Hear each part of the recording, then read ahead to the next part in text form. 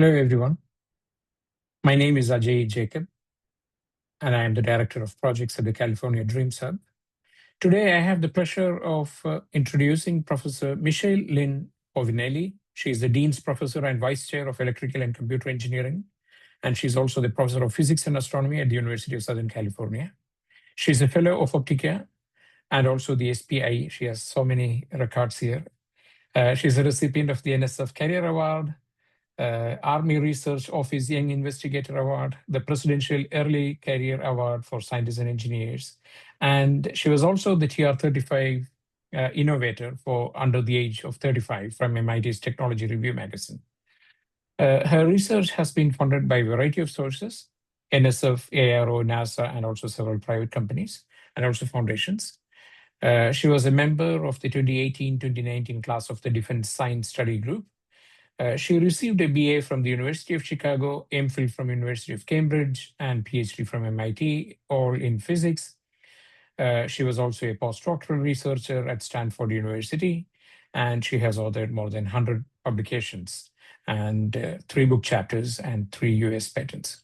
So let me once again welcome Professor Povinelli to give this talk on engineering the thermal emissivity via nanophotonic materials. Thank you, Professor Povinelli, and it's a pleasure to have you here. Thank you. Thank you, AJ, and thank you for everyone who's tuning in today while I present some of the work we've been doing in my group over the last 5 years.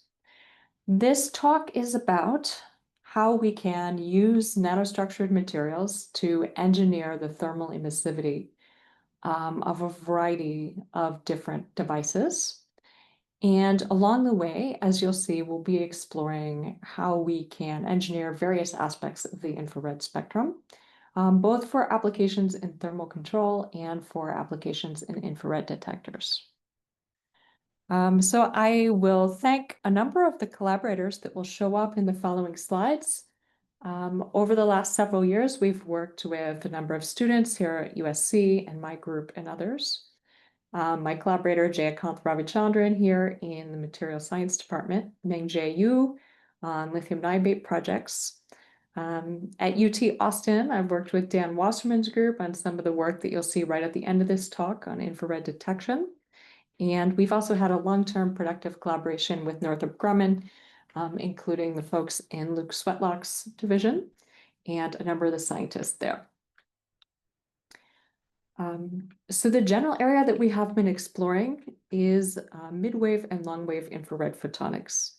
On the basic science side, there's been a lot of interest in the nanophotonics community in understanding how we go beyond blackbody emission and start modifying the thermal emissivity of objects. So if we have a warm object, we know that it's characterized by its emissivity, which could potentially be a function of both wavelength and angle, as well as its reflectivity, which, if the object is not transmissive, is given by 1 minus the absorptivity. So for every single aspect of the thermal emissivity, whether it's the amplitude, the spectral distribution, the angular distribution, the phase, the polarization, one can ask, if I start structuring or patterning the material on the scale of the wavelength, can I change these properties? And to what extent can I change them or engineer them in real materials? Moreover, there's tremendous interest in re-examining the idea of reciprocity. From Kirchhoff's law, for most materials, absorptivity and emissivity are equal, but there are certain exceptions.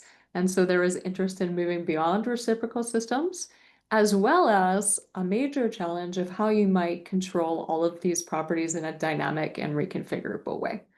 So can we change, for example, the angular distribution of thermal radiation, and can we do that in a dynamic or switchable fashion? At the university, we focus on the basic science side of these questions. Of course, all of these questions have applications that may be relevant to some of you, applications that include thermal control, whether in space or on the ground. Areas like infrared remote sensing and night vision also tie in very closely with both the modification of thermal emission as well as its detection. So the history of studying midwave and long-wave infrared absorptive and emissive properties in the nanophotonics community goes back about 15 years now, and started with an exploration of how metamaterials could be used to control the spectrum. So this earlier work from 2011 from Willy Padilla was quite formative in this field, and that they studied how you could create peaks in the absorptivity between 4 and 10 microns by using particular small metal-shaped objects. So these insets are showing lithographically fabricated metal elements, and with the appropriate design, they showed that you could create absorptive peaks where you like, either 1 peak, 2 peak, or more complicated spectra.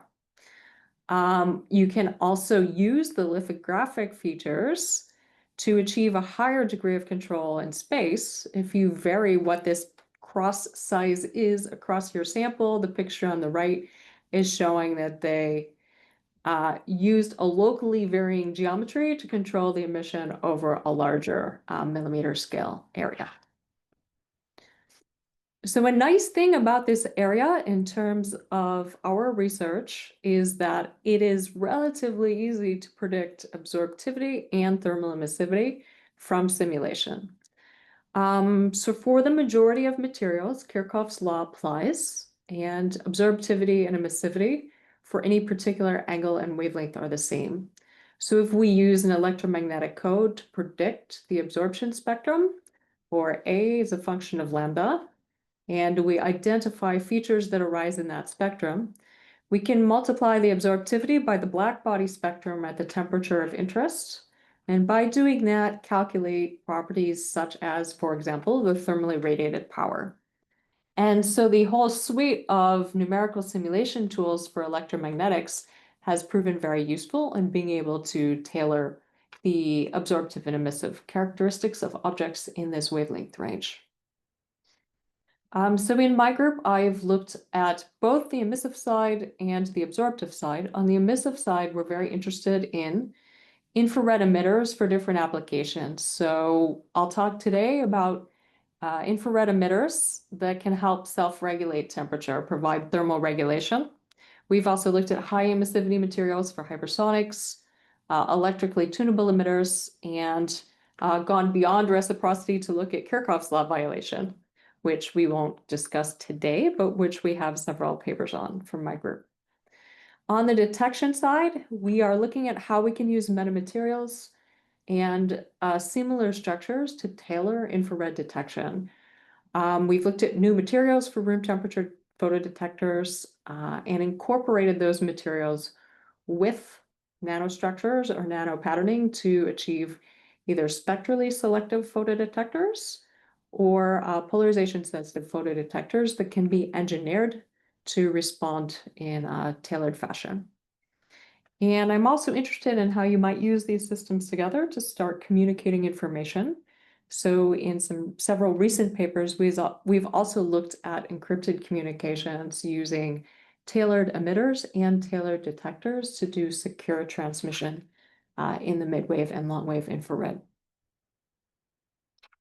So as you'll see, the approach that I take in my group is to work closely with collaborators across material science and electrical engineering, so that at corporations, such that we can do a closed loop design cycle. So a lot of my background is in design and electromagnetic simulation and in thinking of new functions for materials. So oftentimes we'll start with a design or a concept in simulation. We then work with our collaborators who can grow and characterize materials. Some of that work is done by Jayakanth Ravichandran here at USC, Rehan Kapadia in previous projects on 3.5 materials and other collaborators. And then we measure the properties of those materials so that we know we are inputting accurate data about our materials into our design. And then we have invested a good deal of time and effort into building out infrared characterization systems here at USC, where we can then measure and characterize the results of our designs and demonstrate phenomena experimentally. So here in my lab, we have midwave, long-wave ellipsometry capabilities so that we can measure the optical properties of the materials that we obtain from our collaborators or purchase. We then take that information, and once we've built devices in the clean room, we can do FTIR measurements here at USC, as well as characterize absorber and detector systems. So today I'll be talking about three subtopics within this general scope. I'll first tell you about the work we've done over the years in close collaboration with our co-authors at Northrop on adaptive thermal radiators for thermal control. This will illustrate the interplay of design and realization and experiment that we take in our work. I'll then tell you about some newer work on the theoretical side in how we can make absorbers and emitters that are asymmetric for either thermal isolation or for redirection of thermal emissivity into various directions. And then lastly, I will briefly discuss our work on engineered infrared detectors done with collaborators both here at USC and at UT Austin. So the first story today is about adaptive thermal radiators. And the idea of this work and other work in this field is that if you can do broadband emission regulation, you can shut off or turn on the flow of heat and achieve thermal control. So the goal of this work is to design a coating shown here by the pink on the left. We would like our coating to adapt. So if the temperature goes below the target temperature, we would like our coating to minimize heat loss. And if it gets too hot, the object, then we want that coating to adapt and promote heat loss.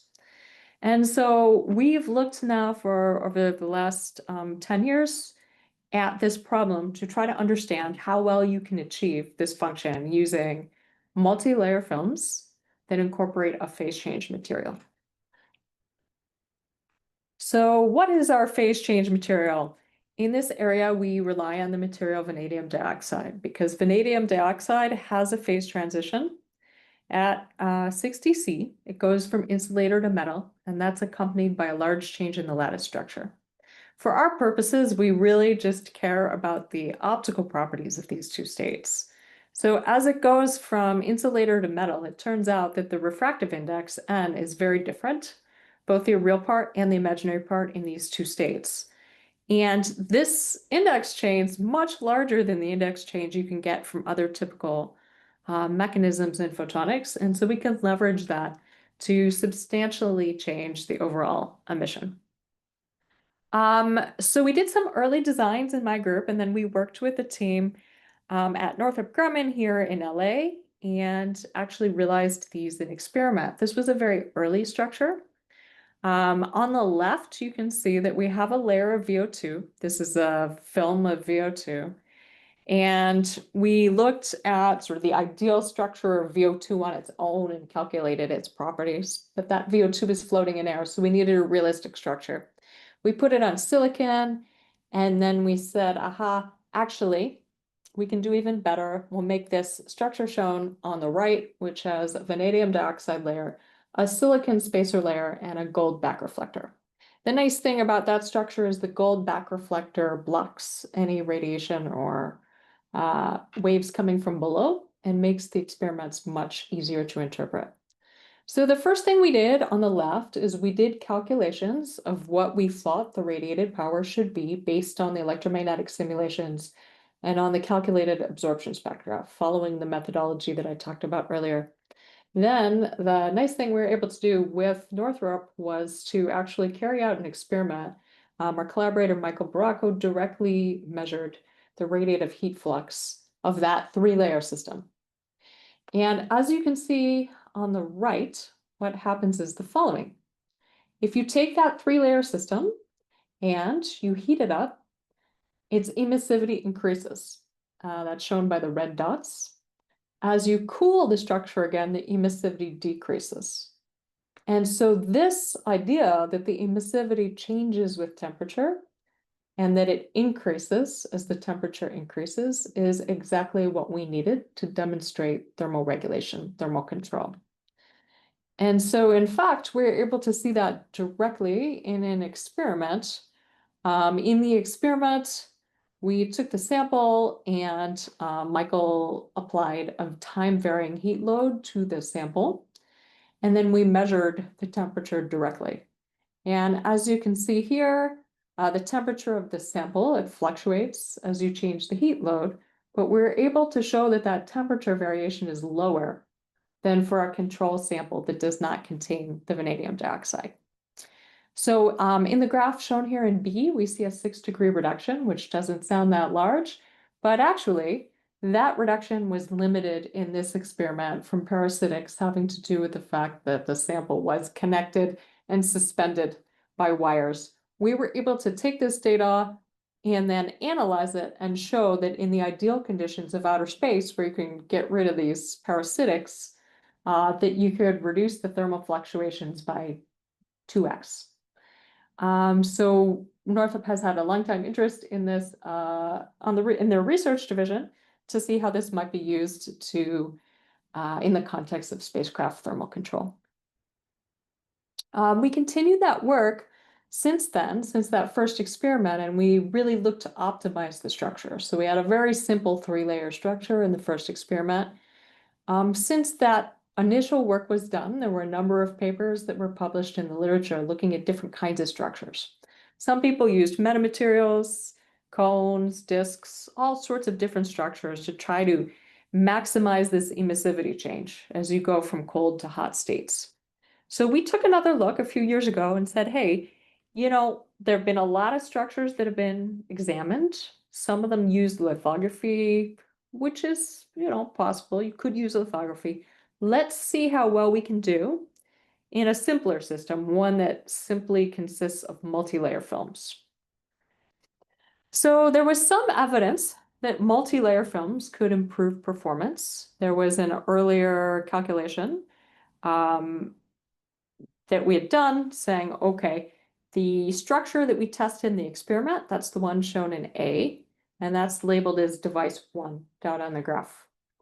What's marked here is the total emittance. So this is a measure of the radiated power in both the cold state, the blue square, and the hot state. And what you want is for this difference between the blue square and the red circle to be as large as possible. So device 1 was our experiment. And we took that and said, you know, silicon was just a material that was convenient at the time. Let's go back and look at what happens if we really try to optimize the material of the spacer layer. So if we replace the silicon with zinc selenide, as in device 2, we could increase this difference between the red and blue states. And if we're willing to make more layers, we can see what happens as we increase the number of multi-layers. Here it broadens that difference as well.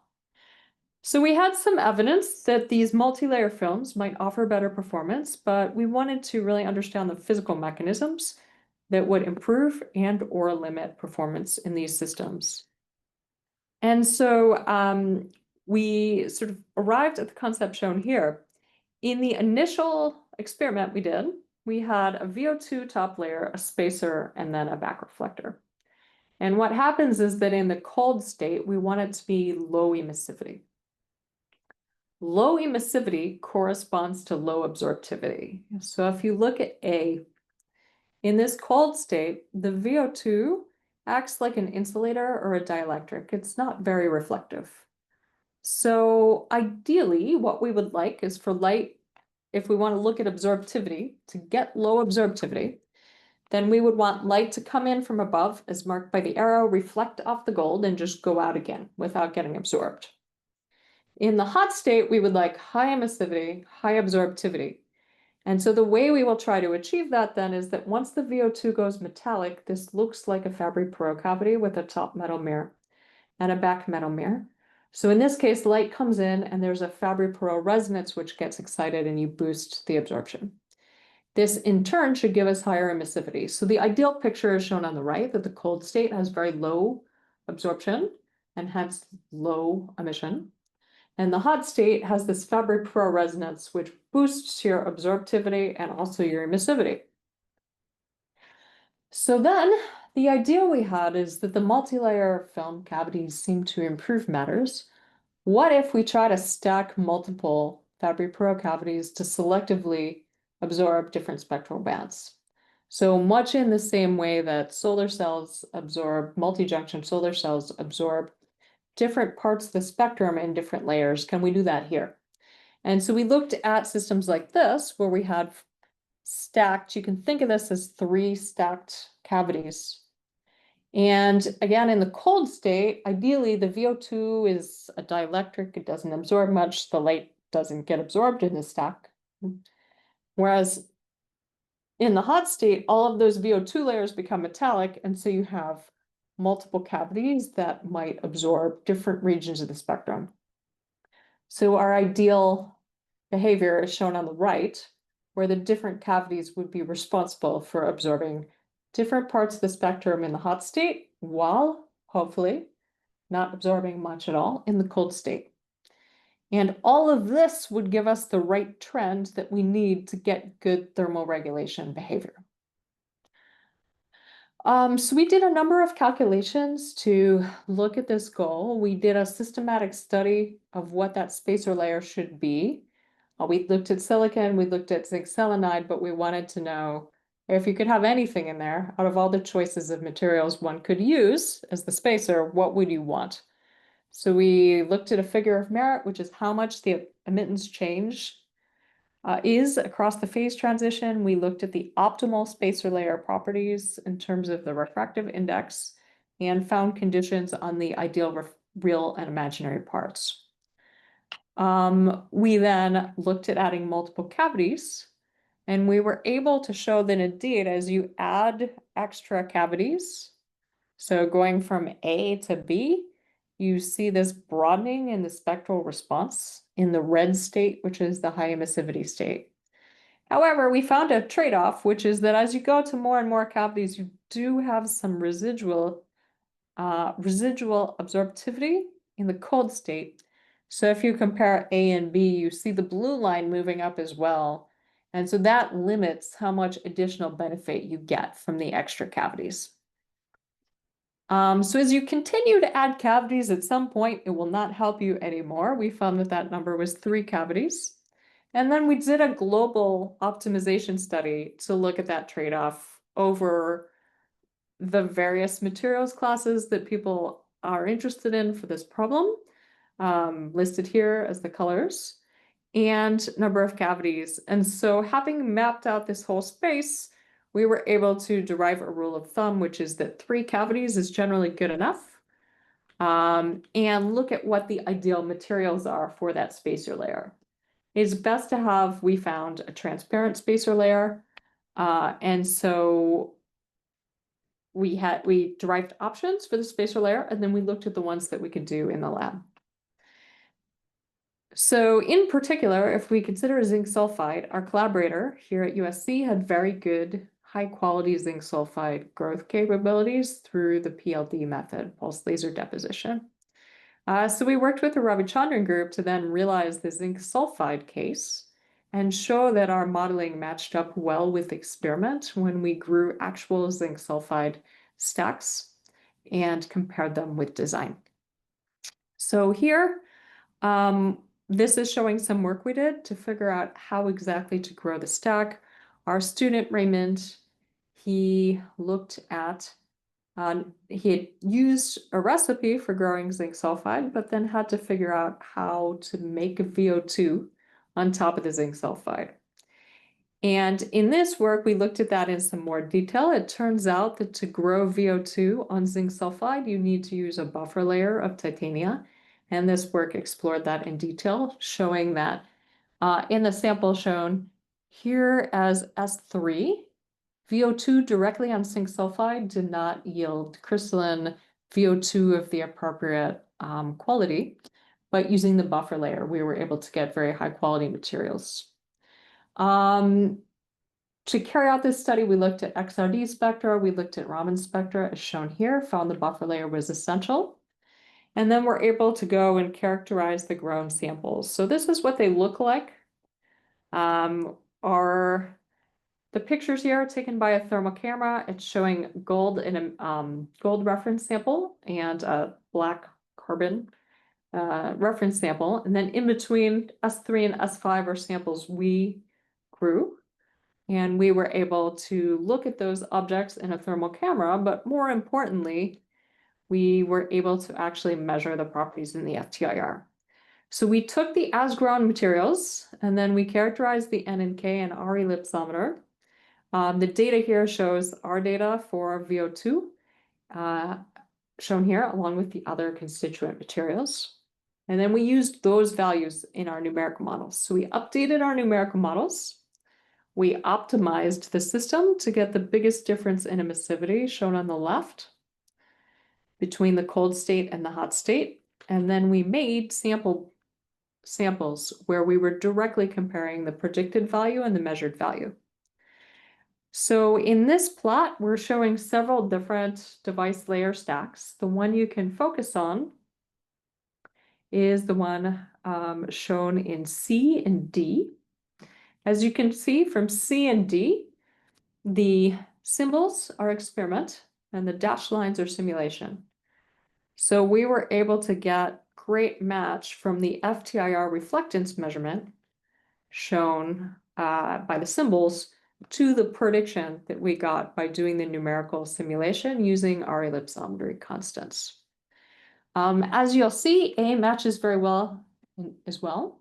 B does not, and that was actually a clue that we used to help understand that what we thought was VO2, in that case is not VO2 because it was without that additional buffer layer of titania, we do not get the phase that we want. And so actually the mismatch in B helped confirm our hypothesis regarding the need for the buffer layer.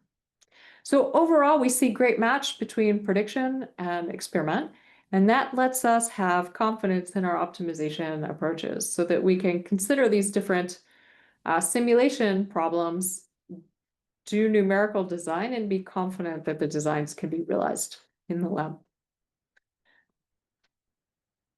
So in summary, on the adaptive thermal radiators, we did some theoretical studies where we looked at how we can get the biggest possible change in emissivity across the phase transition of vanadium dioxide. So we've looked at how to do that using multi-cavity structures where each cavity gives controls a different bandwidth. We've demonstrated bandwidth broadening with cavities up to 3 cavities, been able to look at optimal materials choices and then go ahead and pick one of those materials, compare our prediction directly to experiment, and develop this closed loop process for designing, building, and characterizing that we can then apply to other emissivity problems. So with that background, we then went on to look at a different class of emissivity problems. And the second main topic I'll look at here is the idea of asymmetric emissivity. So I wanted to examine how we can create emitters that emit either in particular directions or preferentially up or down. And so I wanted to understand how we can use asymmetry to control absorption and emission in this range, either to achieve directionality, a difference between inward and outward emissivity, and or switching.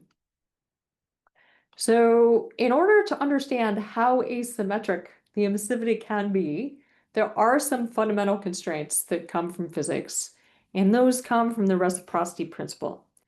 The math on this slide, I will not go through in detail, but the important point is that the math of how the principle of electromagnetic reciprocity constrains emission has been worked out by David Miller, Jean-Louis Fan, and others. And they've come up with this very general formulation where if you want to know the absorptivity of a material, you can relate it to a scattering matrix. So that is the alpha equation shown on this slide. The emissivity can also be related to the scattering matrix. So provided for your system, you can relate inputs to outputs and come up with scattering matrix coefficients, you can figure out what the absorptivity and emissivity are using this formalism. You can also make statements about what these are allowed to be. So to what extent is absorptivity allowed physically to be asymmetric, and then what are the conditions you need to achieve that. So using that general theory that had been developed, we looked at the emissivity of asymmetric structures.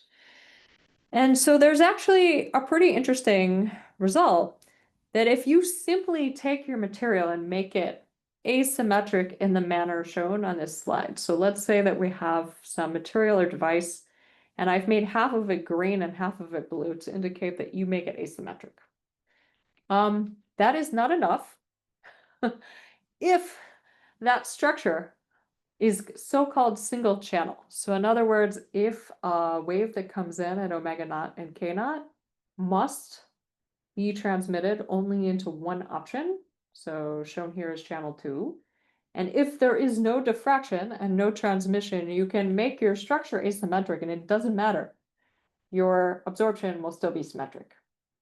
So in this picture, what that means is if you don't have diffraction, you can look at absorption from this angle or this angle, and even though the structure is asymmetric, the absorption is still symmetric. So you have to do something else more than just make your device asymmetric. If you allow diffraction so that an incoming wave now has multiple channels that it can scatter to, one can show from the math of this scattering matrix that in this case, an asymmetric structure can also have asymmetric absorption or emission. So to take that a step further, we wanted to look at how you might toggle between symmetric and asymmetric properties. And so in the paper shown here, we considered schematically the device here. We said, okay, we're going to make a grating. So this picture on the left, this is one unit cell. You have two rods. And we're going to assume that your two pillars, these are, sub-micron pillars, wavelength scale pillars. We will assume that initially they're the same, but that we can tune the refractive index of one of the pillars. So for example, we worked with Rehan Kapadia on how you might incorporate PN junctions into pillars, small pillars. If you could do that, you could apply a voltage and change the carrier concentration in one of the pillars to change the index. But no matter how you do it, let's assume you change the index in every other pillar, something very interesting happens. You break the mirror symmetry of this unit cell. And so provided we are in this wavelength range where diffraction is allowed, once you break the symmetry of the cell, you could tune between symmetry and asymmetry, and that's shown on the right. So at 0 volts for no tuning, this color map is showing the absorptivity or emissivity as a function of wavelength and angle of incidence, and the symmetric structure would have symmetric absorptivity in directions around the normal. If you can break symmetry and tune one of the rods, then this is what happens. You go from a symmetric structure to one that's asymmetric. And that is plotted both on the left as a color map, but you can see what happens in different wavelength ranges on the right. So for the wavelength ranges selected in A, you could see that if you have two lobes of absorptivity, you could reduce one of them in a controllable way, or if you have one lobe, you could re-tilt it. So this broken symmetry mechanism gives us a route to being able to do pointing either of the angles at which a device absorbs or the angles potentially at which a device thermally emits within a certain wavelength range. So in addition to pointing, we also looked at top-bottom control. So we wanted to understand, okay, in addition to can you radiate asymmetrically this way, can you actually radiate differently up and down? If you could radiate differently up and down, you have a new mechanism for thermal control. It would be nice to have an element where you only radiate up and don't radiate downward. Perhaps you could use this in the context of a larger thermally engineered system. So the first thing that we did is to look, indeed, we know reciprocity constrains what you can do. Is it a constraint here? So we looked at this similar mathematical formalism for emissivity and absorptivity. And the structure we considered is shown on the left. We said, okay, what if you have some system, it's multi-layer system, It is symmetric left and right, but it is not symmetric top bottom. What happens? And so we worked out what the constraint of reciprocity says about the scattering matrix. And it says, well, okay, no problem. If the system's top-down asymmetric, you can have different emissivity upward and downward. There's no fundamental reason why you can't. So if there is no fundamental reason, let's try it. Here's one very simple system. If you take a absorbing layer of material and put an anti-reflection coating on it, can we in fact get something that emits well upwards and less well downwards? So a simple calculation is shown at the right. This is just a single wavelength looking at a midwave wavelength 3.32. We used a particular material choice for the absorbing layer for the sake of demonstration. So here this is SRO, a oxide material. And what you can see here in the color map is this is the absorptivity equal to the emissivity for upward. So it is either the upward emissivity or the absorptivity if you came from above. That number can get as high as 1. So this system can be very emissive in the upward direction. In the downward direction, the number is only 0.26. So already you see that if we just have an absorbing layer with an AR coating, we expect to get quite high contrast between 0.7 and 0.26 between the upward emissivity and the downward emissivity. That was at a single wavelength. If we go ahead and calculate the expected power over the radiated power at a temperature of interest, we can design a mostly outward thermally emissive coating. So going beyond the 2-layer structure, we then went and numerically optimized multi-layer structures. So we considered an all-oxide design where the materials are expected to be thermally compatible and stable at high T here meaning up above 600 C. And then we did a full calculation over all the relevant wavelengths of how much radiated power you would expect in either direction. We quantify that with an outward emissivity and inward emissivity. And we optimized over various possible multi-layer stacks shown in A. So here are for our materials, we used CZO and SRO.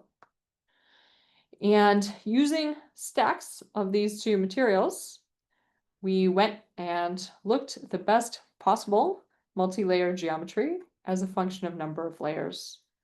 So shown in B, you can see that the inward emissivity is constant as a function of the number of layers for our design, whereas as you add additional layers, we're able to boost this outward emissivity as shown dark red for a large difference between outward and inward directions. And we predict that you can get a sizable asymmetry. So, this epsilon delta quantity, which is the difference between the two, is as large as 0.6 for something that is only a couple microns high. So there is the potential to create a thin structure, a couple microns thick, that selectively controls how much heat radiates out versus in. So to continue the theme of symmetry, I will briefly mention that we've also looked at the use of symmetry breaking in other contexts, including switching absorption resonances on and off. This was work we did with earlier on design where we considered 3-5 systems. And this is again one unit cell. We looked at how you can break mirror symmetry within the unit cell via tuning to switch modes on and off. And so that's shown here. For example, if you can use a voltage to break symmetry, you could go, the black line is flat and is showing that there is no absorption feature in this range. Once you tune one of the halves of the unit cell, you can create a resonance shown by the blue peak, and then you can move it around by further increasing the tuning voltage. And so we've also looked at these switching and symmetry concepts for switching.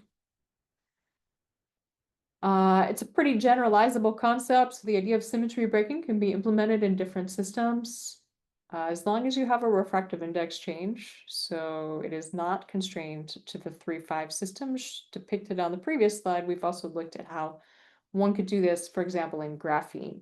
And so again, provided you start with a symmetric unit cell and then break symmetry via tuning, you can create absorption features that show up and turn on and off in your spectrum. So in summary, we've been exploring this idea of how you use broken symmetry to control absorption or emission. There are constraints that come from the property of electromagnetic reciprocity, but it's a fairly weak constraint in that if you design correctly, you can get broken symmetry tuning to create asymmetric angular absorptivity, or structures that emit mostly outward and not inward, or structures that might switch on and off in certain spectral regions. Okay. So lastly, in the last few minutes of the talk, we are going to switch gears and I will tell you briefly about work that we've done on the detection side of the problem. So most of this talk so far is about how you might control emissivity in the midwave and longwave. We are also interested in new ways of detecting midwave and longwave radiation. And in particular, I'm very interested in how you make detectors that respond at particular wavelengths and angles and polarizations. So to do that, we've looked at how you can combine metamaterials with infrared detectors to tailor their properties. So the approach to doing spectral control is actually pretty different than a normal infrared detector. If you were designing an infrared detector from scratch, ordinarily you would say that you wanted to absorb all the light in your region of interest quite well. And you convert that light to a signal. Here, if you want spectrally selective detectors, we actually take a different approach. We start with a material that has relatively poor absorption. So the single pass absorption is not great. And then we put a metamaterial on top of it, and that metamaterial creates resonances that boost the absorption for particular wavelengths. So this was an example that we did with black phosphorus, thin films of black phosphorus. The thin film itself only absorbs 0.4% of the light in the 3 to 5 micron range, but we then put a gold grating on top to act as a metamaterial. So this is a gold degrading, which both acts as a contact and traps the light or recirculates it within a resonance. So we were able to show that putting that gold grading on top, you get a 7x responsivity improvement over no grading with proper grading design. And then we're able to show how by changing that gold grading geometry or changing the gold grading metamaterial, you can change the spectral response. So in C and D, you can see 2-peak and 3-peak spectra. And those spectra can be controlled using the widths of the gold stripes labeled W1, W2, and W3. And so using this approach, you could create a narrowband detector or a wider band detector, or indeed a spectrally matched detector where you had response at particular wavelengths that might match an analyte of interest. Most recently, we've just published a paper with our collaborator Dan Wasserman at UT Austin on an alternative approach to metamaterial detectors, and that's using a concept that Dan developed of the dilute metal. The basic idea is shown here. People have long known that if you have a very thin film of metal, you can actually absorb light quite well. So for bolometry, this is useful in that if you have a 10 nanometer thick gold layer, you can do quite well at absorbing 2 micron light, as shown on the left here. However, that's pretty thin, and sometimes when you're trying to make very thin metals, they clump up and aggregate and you're below the percolation threshold and the processing gets difficult. So an alternative approach is you use effective medium theory and you say, I won't make a super thin metal, I will make a slightly thicker metal, but with small patterns in it. So the ultra thin metal has perfect absorption. That sub-wavelength grid lets you make a thicker film, but mimic the very high absorption thin film, which was shown here in his 2024 paper. So we went ahead and took this, and with our collaborators, Dan and Mengjie Yu, we went ahead and implemented this concept in a thin film lithium niobate stack for suspended absorbers. So here in this work, the unit cell is shown on the left. So this is a thin film lithium niobate wafer. We then go and patterned the metal grids on top. We suspended that top region, so lithium niobate and metal, via underetching of the sacrificial silicon layer. And then we showed that you could create controlled absorption features in that top layer. There's an analytical description of this system. In addition to the original theory, where the behavior is modeled by a sheet conductivity that depends on an effective medium or filling factor, we found that we could improve the match by also including a grid reactance term, which comes into play as our feature sizes get a little bit closer to the wavelength. So using that theory, we first validated the model and showed that these grids are described very well by this analytical model as compared to direct COMSOL simulations. And then we looked at how you introduce polarization dependence. So we found that if you break the grid symmetry by stretching it, you would get different reactance or inductance terms. And using that effect, we could create highly polarization dependent response in experiment. So this is showing first calculations on the top of this stretched grid where the grid symmetry has been broken by stretching. And then on the bottom, we compared the analytical theory, the numerics, and the experiment. So bottom right is an FTIR measurement of fabricated structures showing excellent agreement with the theory. And that's recently been published, just came out in Nano Letters. So to wrap up this third section, then I've been very interested in how you can use metamaterials to make detectors that have engineered spectral response, polarization response, and the two examples shown here demonstrate different aspects of that work. And I would say that there are also further opportunities to incorporate tunable response as well as angular response using some of the concepts shown in earlier slides. So to conclude, I'd like to acknowledge various collaborators over the last years, some of whom are listed here. Our work on adaptive thermal radiators, as I mentioned, much of it was the collaboration with Northrop, including funding from both Northrop and then NSF, as well as our collaborators' thin film capabilities, so AFOSR and ARO funding in the Ravichandran Lab. Asymmetric emitter work funded by a recent Air Force program, and our work on Tiflin in the context of a optomechanical detector funded by the DARPA Optim program. So we welcome collaborations with industry partners as well as government lab partners, and you can find papers on my website, which is listed here. Thanks. Great. Thank you, Michelle. That was a great presentation, very focused. Is there any questions?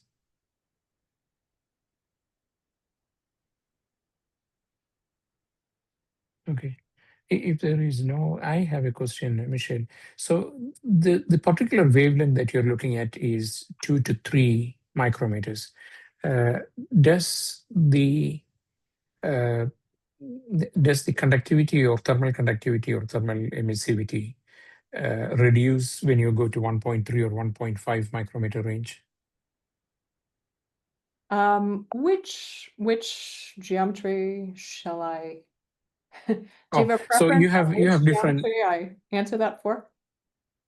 Okay, let's go for the metamaterial geometry. Sure. Okay.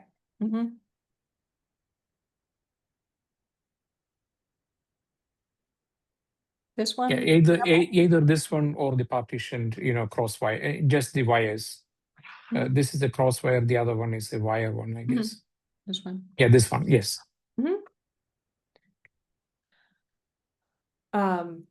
So how does this behave if you change the wavelength down to 1.3 or 1.5 micrometer? Sure. Okay. So for this one, our absorber was black phosphorus. And the reason we were looking at black phosphorus was that black phosphorus offers potentially the ability to tune the band gap with applied voltage. And so in the longer term, we wanted to be able to create a detector where you could apply an electrical signal and change the response. And so in this case, for that layer to absorb, you have to be above the band gap of black phosphorus. If you go below the band gap of black phosphorus, that material won't work for you. But this general concept will work as long as your absorber layer is thin compared to its absorption length. So in other words, if the 1/e decay length in the actual absorber material is shorter than the material thickness, none of this stuff works. You just get a large absorption spectrum.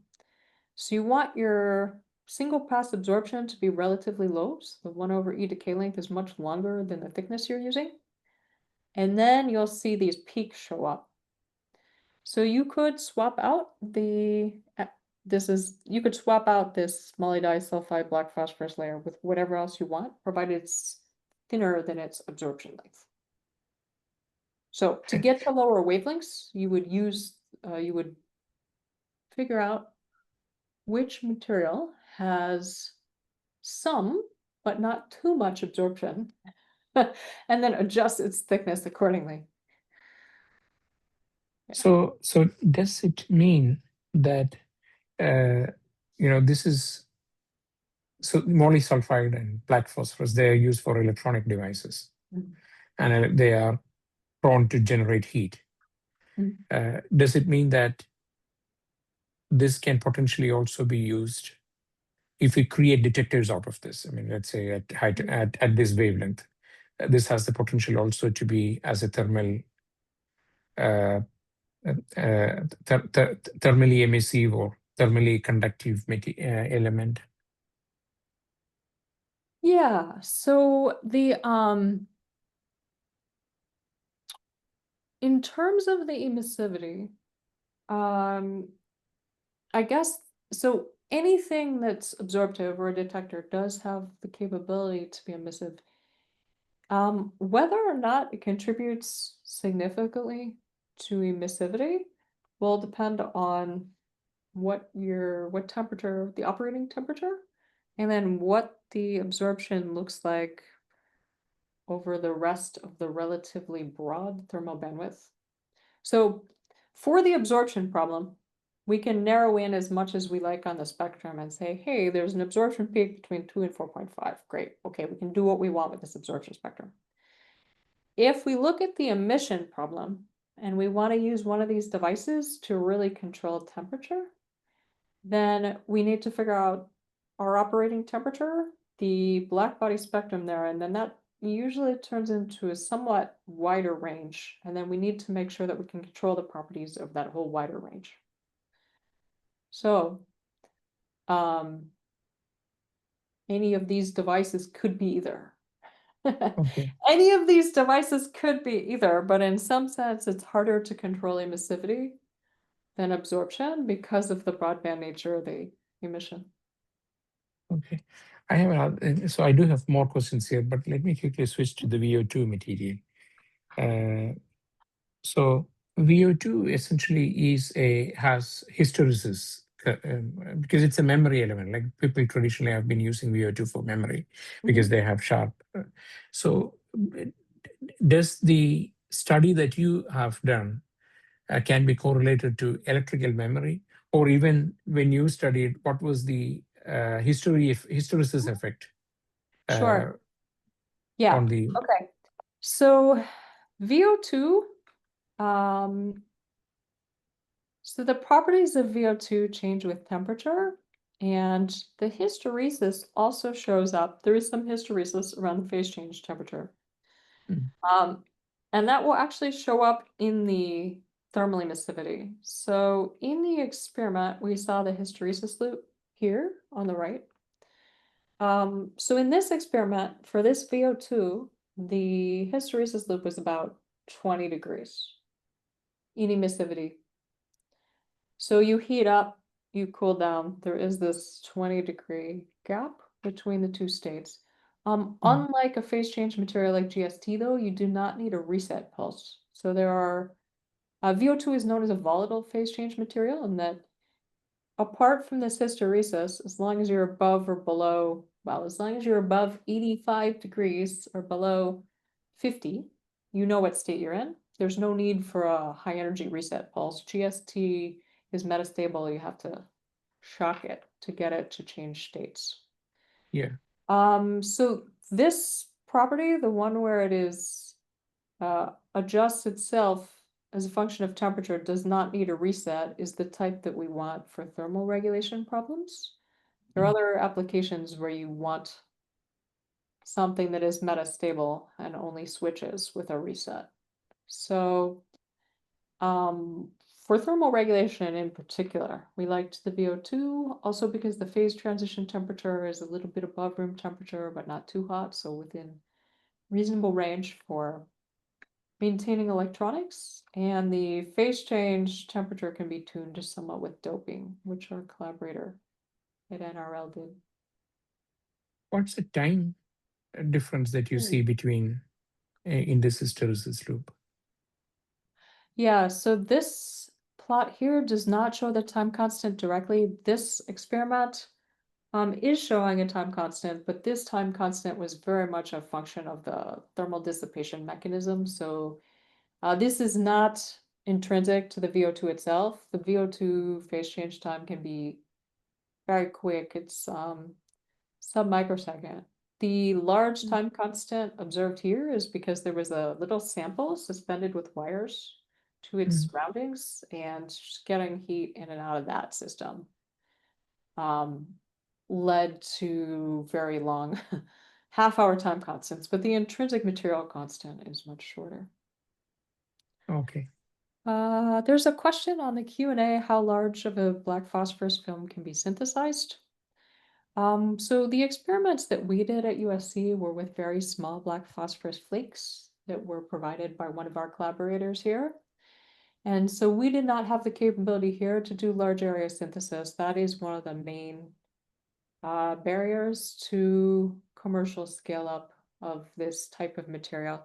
There has been work done elsewhere at Caltech involving using diamond anvil cells to do large area high pressure synthesis of wafer scale black phosphorus in the lab. I'm not aware of translation to commercial facilities. The group that was doing that work at Caltech, I believe, the PI who had that particular capability passed away a few years ago, and so I don't know if the large area synthesis is being developed within academia now. All our work at that time was on the small flakes. Another major consideration for black phosphorus is that it oxidizes in air. And so you have to be able to deal with that, do careful encapsulation. And as such, it was a bit unwieldy for, it can be difficult in the university to carry out sort of very controlled long-term processes. So I think the long-term viability of that material will really depend on whether there's commercial interest in developing sort of well-controlled processes for large area fab and prevention of oxidation by appropriate encapsulation of the film with a protection layer. Yeah. Thank you, Michelle. Let's thank Michelle once again for this great presentation. Amy, you can now. Okay. Thank you, Amy. So next week, we will have Jim Buckwalter from UC Santa Barbara giving us the talk. Thank you all.